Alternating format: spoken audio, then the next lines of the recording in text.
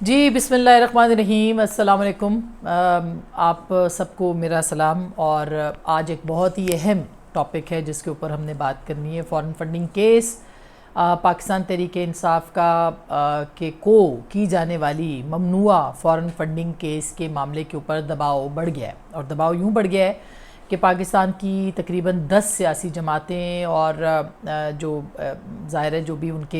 ان کا مطالبہ ہے، وہ مطالبہ یہ ہے الیکشن کمیشن آف پاکستان سے کہ فارن فنڈنگ کیس جس کی کہ تقریباً 8 سال سے سماعت جاری ہے، اس کے اوپر کیوں فیصلہ نہیں کیا جاتا۔ ان کا یہ بھی ایک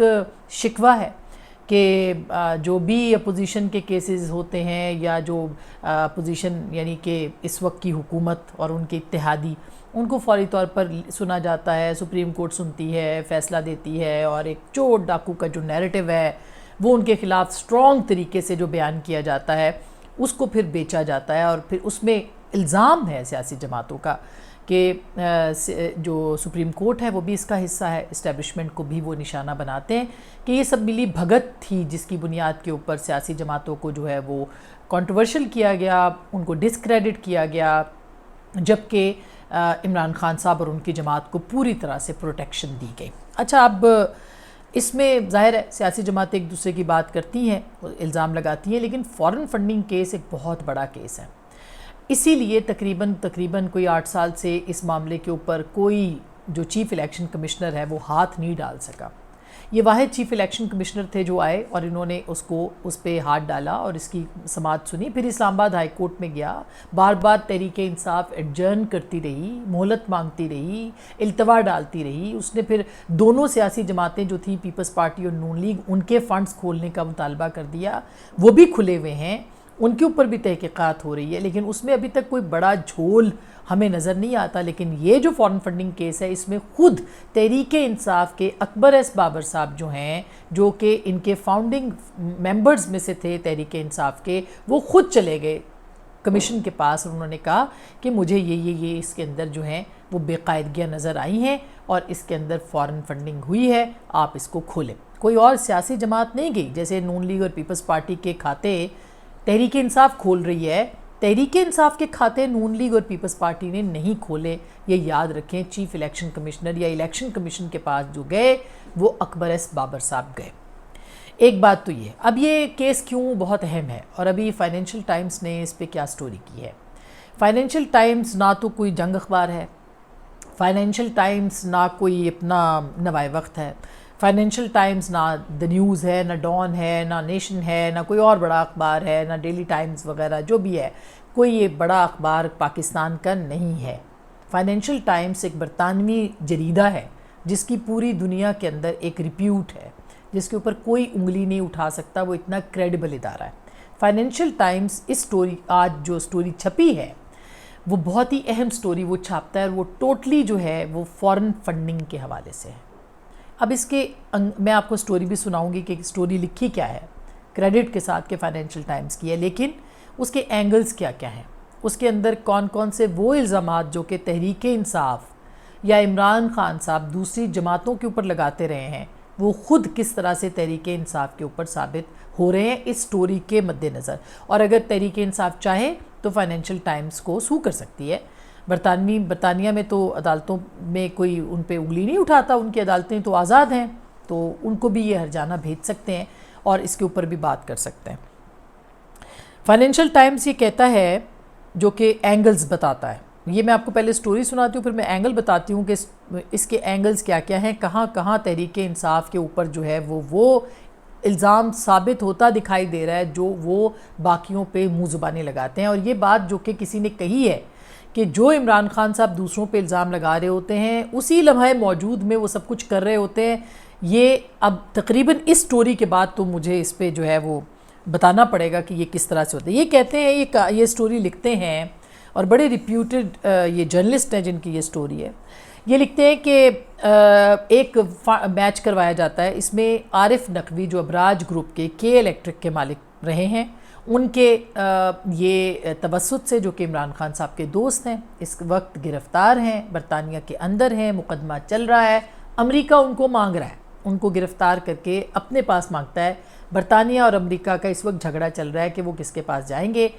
وہ اس سٹوری کے مین کیریکٹر ہیں، اور وہ جب گرفتار ہوئے تھے، یہ آپ کو یاد رہے کہ وہ برطانیہ میں جب دھرے گئے اس وقت تحریک انصاف کی حکومت تھی. جو 3 نام انہوں نے دیے کانٹیکٹ کرنے کے لیے وہاں سے، اس میں صدر مملکت کا نام تھا، وزیر اعظم کا تھا، اور پتہ نہیں تیسرا کس کا تھا. اینی ویز یہ تو اسٹیبلشڈ ہے کہ انہوں نے کہا کہ دیز آر مائی فرینڈس، آپ ان کو فون کر کے پوچھ لیں. اور یوں یہ کہانی جو تھی وہ وہاں پہ چھپی اور یہ جو تھا منظر عام پر آئی. وہ کہتے ہیں کہ 2013 اپریل میں ووٹن کرکٹ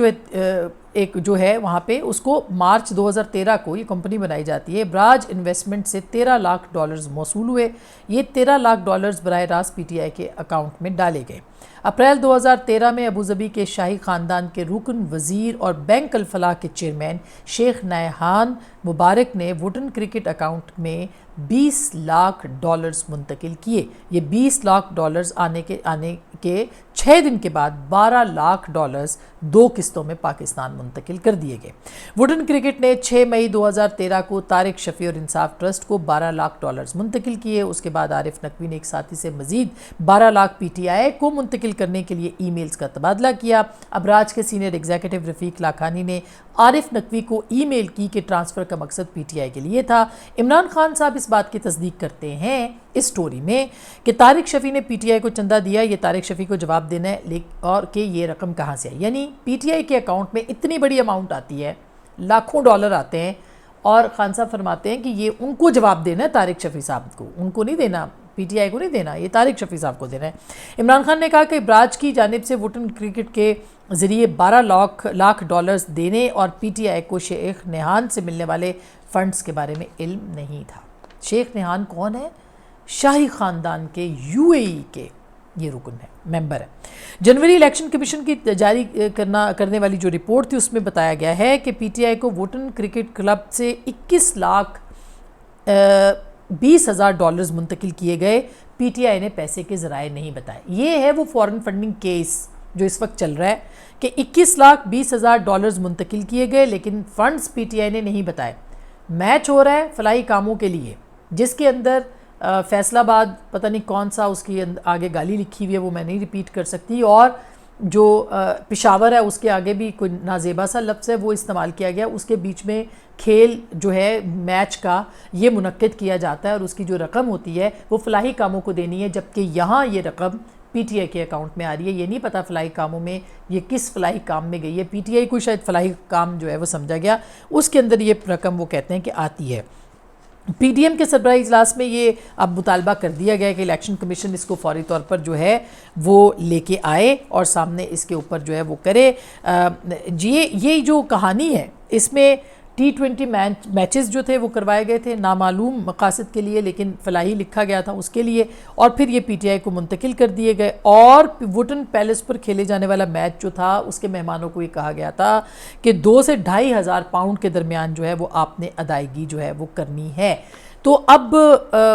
آسان سی رقم ہے، 20 لاکھ 12,000 یا پتہ نہیں 21 لاکھ 20,000 ڈالرز جو ہیں وہ منتقل ہوئے، جن کا پی ٹی آئی کو حساب دینا ہے. حتمی اطلاعات تک جو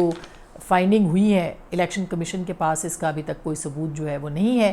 اس سٹوری کے اندر عمران خان صاحب کہتے ہیں کہ وہ طارق شفیع صاحب کو دینا ہے، طارق شفیع صاحب کہتے ہیں ابراج گروپ کو عارف نقوی کو دینا ہے. عارف نقوی اس وقت گرفتار ہیں اور ان کے اوپر مقدمہ چل رہا ہے. اب یہ کہانی بہت الجھتی جا رہی ہے، لیکن اس میں جو نیا اینگل ہے وہ کیا ہے؟ وہ یہ ہے کہ شیخ نہیان جو کہ شاہی خاندان کے ہیں وہ اتنی بڑی رقم اس فلاحی میچ میں کیوں دیتے ہیں؟ پی ٹی آئی کو یہ رقم وہ کیوں دیتے ہیں؟ اور اس کے ساتھ ساتھ یہ بھی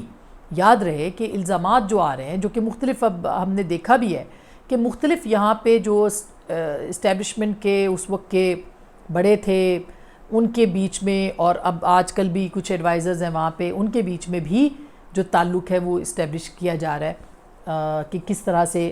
خاص کر کے جو ہم سٹوریز پڑھ رہے ہیں اس کے حوالے سے میں بات کر رہی ہوں. تو یہ ایک وہ رقم ہے جو صحیح معنوں میں غیر ملکی فنڈنگ ہے. اور بہت سارے خیر اب جس میں جو الزامات لگا رہی ہے، جو مولانا فضل الرحمان لگا رہے ہیں، یا شہباز شریف صاحب لگا رہے ہیں، یا مریم نواز صاحبہ لگا رہی ہیں، یا گورنمنٹ لگا رہی ہے، وہ یہ کہہ رہے ہیں کہ ان کا تعلق کہیں نہ کہیں جا کے، چونکہ یو اے ای کے بڑے اچھے تعلقات ہیں اسرائیل کے ساتھ، اور اسرائیل میں اس میں نہیں جانا چاہتی، میں صرف یہ پوچھنا، میرا سوال تو بہت سادہ سا ہے کہ یہ غیر ملکی فنڈنگ جو کہ شیخ صاحب نے کی ہے، اس کے ان کے مقاصد کیا تھے، اس کی وجوہات کیا تھی، کیوں انہوں نے اتنی بڑی رقم جو تھی وہ تحریک انصاف کے اکاؤنٹ میں ڈلوائی، کس لیے وہ فنڈنگ جو ہے وہ کی گئی، اس کے ذرائع کیا تھے، اس کے مقاصد کیا تھے، کیا یہ ممنوعہ فنڈنگ میں نہیں آتا؟ اور اس سے پہلے آپ کو یاد ہوگا کہ نواز شریف صاحب کا جو کیس تھا، اس میں ان کے بیٹے کی جو کمپنی تھی، ان کے بیٹے کی کمپنی کے جو تنخواہ تھی، وہ تنخواہ جب پاناما میں جو معاملہ چل رہا تھا تو نواز شریف صاحب کو اقامہ پہ نکالا گیا تھا، صرف اس لیے کہ انہوں نے وہ پیسے جو تھے وہ چھپائے تھے جو ان کے بیٹے کی فرم کے تھے، اور ان کو وہ ملتے تھے، یا وہ پی ایم ایل این کہتی ہے ہمیں نہیں ملتے تھے، لیکن صرف رکھے ہوئے تھے ویزا لینے کے لیے، وہ ان کو اس کے بنیاد کے اوپر جو ہے نااہل قرار دے دیا گیا۔ کیا اس کیس کے اندر جو ہے وہی چیزیں جو ہے سامنے آ سکتی ہیں؟ یہ بہت اہم سوالات ہیں۔ اور پھر الیکشن کمیشن جو ہے وہ اس نے فیصلہ محفوظ کیا ہوا ہے، وہ اتنا فیصلہ محفوظ کیوں ہو گیا ہے؟ اس کو تو بہت جلدی آ جانا چاہیے تھا۔ یہ سوال بھی سیاسی جماعتیں جو ہیں وہ اٹھا رہی ہیں کہ جب ساری تحقیقات مکمل ہو گئی ہیں تو پھر یہ معاملہ جو ہے کیوں نہیں لایا جاتا، کیوں نہیں یہ فیصلہ سنایا جاتا؟ اب اس کے ریپرکیشنز کیا ہوتے ہیں، اس فیصلہ کیا آتا ہے، کیا نہیں آتا، اور اس کے بعد جو ہے وہ اس پہ سزا کیا ہوگی، یہ آپ کو میں بتاتی چلوں کہ عارف نقوی صاحب جو ہیں، ان کے اوپر بشیر میمن صاحب کا بھی آپ نے سنا ہوگا، جو ڈی جی ایف آئی اے تھے، وزیر اعظم اس وقت کے جو تھے عمران خان صاحب، انہوں نے بقول بشیر میمن صاحب کے الزام لگایا کہ وزیر اعظم نے ان کو کہا کہ ان کے دوست عارف نقوی کو اس معاملے سے نکالا جائے جو کہ کے الیکٹرک کا تھا، جو ریکور کرنے تھے 87 ارب روپیہ اس کمپنی کا جو پاکستان کے عوام کا تھا، وہ یہ کمپنی عارف نقوی صاحب کی جو ہے اس کے اندر اس پہ الزام ہے، اور وہ